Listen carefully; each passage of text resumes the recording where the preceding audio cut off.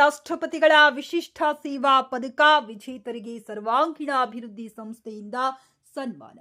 Gangavathi September 3 ಕಳೆದ 2 ವರ್ಷಗಳಿಂದ ಅತಿ ಸೂಕ್ಷ್ಮ ಪ್ರದೇಶ ಗಂಗಾವತಿ ಸೇರಿದಂತೆ ತಮ್ಮ ವಲಯವನ್ನು ಅತ್ಯಂತ ಸಮರ್ಥವಾಗಿ ನಿಭಾಯಿಸಿದ ಡಿವೈಎಸ್ಪಿ ಸಿದ್ದಲಿಂಗಪ್ಪ ಗೌಡ ಪಾಟೀಲ್ ಇವರಿಗೆ ರಾಜ್ಯಪಾಲ ತಾವರ್ ಚಂದ್ ಗೆಹ್ಲೋಟ್ ಇವರು ಬೆಂಗಳೂರಿನ ರಾಜಭವನದಲ್ಲಿ ರಾಷ್ಟ್ರಪತಿ ವಿಶಿಷ್ಟ ಸೇವಾ ಪದಕ ನೀಡಿ ಗೌರವಿಸಿದ್ದಾರೆ.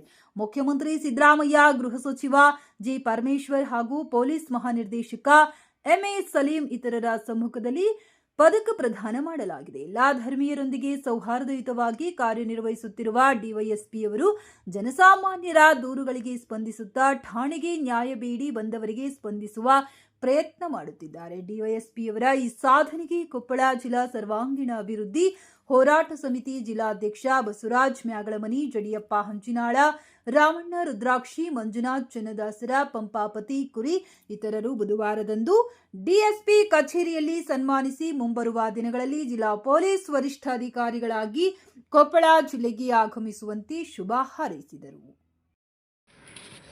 ಸರ್ವಾಂಗೀಣ ಅಭಿವೃದ್ಧಿ ಹೋರಾಟ ಸಮಿತಿ ಗಂಗಾವತಿ ಘಟಕದಿಂದ ಮಾನ್ಯ ಸಿದ್ದಲಿಂಗಪ್ಪ ಗೌಡ ಡಿವೈಎಸ್ಪಿ ಸಾಹೇಬರಿಗೆ ಸನ್ಮಾನ ಮಾಡ್ತಾ ಇದ್ದೇವೆ. ಸನ್ಮಾನದ ಉದ್ದೇಶ ಇಷ್ಟೇ, ಏನು ನಮ್ಮ ಕರ್ನಾಟಕ ಸರ್ಕಾರ ಮಾನ್ಯರಿಗೆ ರಾಷ್ಟ್ರಪತಿಗಳ ವಿಶಿಷ್ಟ ಸೇವಾ ಪದಕ ದೊರಕಿದ್ದು ರಾಜ್ಯಪಾಲರು ಮತ್ತು ಮುಖ್ಯಮಂತ್ರಿಗಳು ಗೌರವಿಸಿದ್ದಕ್ಕಾಗಿ ನಮಗೆ ಇಡೀ ಗಂಗಾವತಿ ಕ್ಷೇತ್ರಕ್ಕೆ ಒಂದು ಗೌರವವನ್ನು ತಂದುಕೊಟ್ಟಂಥ ಮಾನ್ಯ ಸಾಹೇಬರಿಗೆ ನಮ್ಮ ಸಂಘವು ಧನ್ಯವಾದಗಳನ್ನು ಅರ್ಪಿಸುತ್ತದೆ.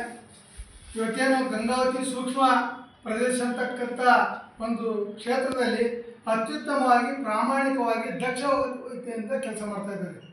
ನಾನು ಭಾಳ ಯಾಕಂದರೆ ನಾವು ಮಾಸ್ಟರ್ ಆಗಿ ರಿಟೈರ್ಡ್ ಆಗಿ ಯಾರೇ ಸಾಮಾನ್ಯರು ಬಂದರೂ ಕೂಡ ನಮ್ಗೆ ಎಷ್ಟು ಅಂದರೆ ಭಾಳ ವಿನಯದಿಂದ ಮಾತಾಡ್ತಾರೆ. ನಾವು ಪೊಲೀಸರ ಹತ್ರ ನಾವು ಮಾತಾಡ್ಬೇಕಾದ್ರೆ ಭಯ ಪಡ್ತೀವಿ, ಆದರೆ ಡಿವೈಎಸ್ಪಿ ಸಾಹೇಬ್ರ ಹತ್ರ ಬಂದು ಮಾತಾಡ್ಬೇಕಾದ್ರೆ ನಮ್ಗೆ ಧೈರ್ಯ ಇರ್ತೀವಿ. ಯಾಕಂದರೆ ಅವರು ಒಳ್ಳೆಯ ಸ್ಪಂದನೆ ಭಾಳ ಇದೆ. ಅವ್ರ ಹತ್ರ ಯಾರಾದರೂ ಬಂದು ಏನೋ ದುರುದ್ದೇಶ ಇಟ್ಕೊಂಡು ಅಥವಾ ಏನೋ ಮಾಡಬೇಕು ಅಂತಕ್ಕಂಥ ಏನು ಬಂದಿರ್ತಾರ ಅವರು ಅದನ್ನೆಲ್ಲ ಬಿಟ್ಕಟ್ಟು ಹೋಗ್ಬೇಕು. ಆ ರೀತಿ ಮಾನ್ಯರಿಗೆ ಕಳಿಸ್ತಕ್ಕಂಥ ಸ್ವಭಾವ ಮಾನ್ಯರಿಗೆ ನಿಜವಾಗಿಯೂ ಕರ್ನಾಟಕ ಸರ್ಕಾರ ಒಳ್ಳೆಯ ಉತ್ತಮ ವ್ಯಕ್ತಿಗಳನ್ನೇ ಆಯ್ಕೆ ಮಾಡಿದೆ ಅಂತೇಳಿ ಇವತ್ತು ಕರ್ನಾಟಕ ಸರ್ಕಾರಕ್ಕೂ ಕೂಡ ನಮ್ಮ ಸಂಘಟನೆ ಅಭಿನಂದನೆಗಳನ್ನು ಸಲ್ಲಿಸ್ತಾ ಇದೆ.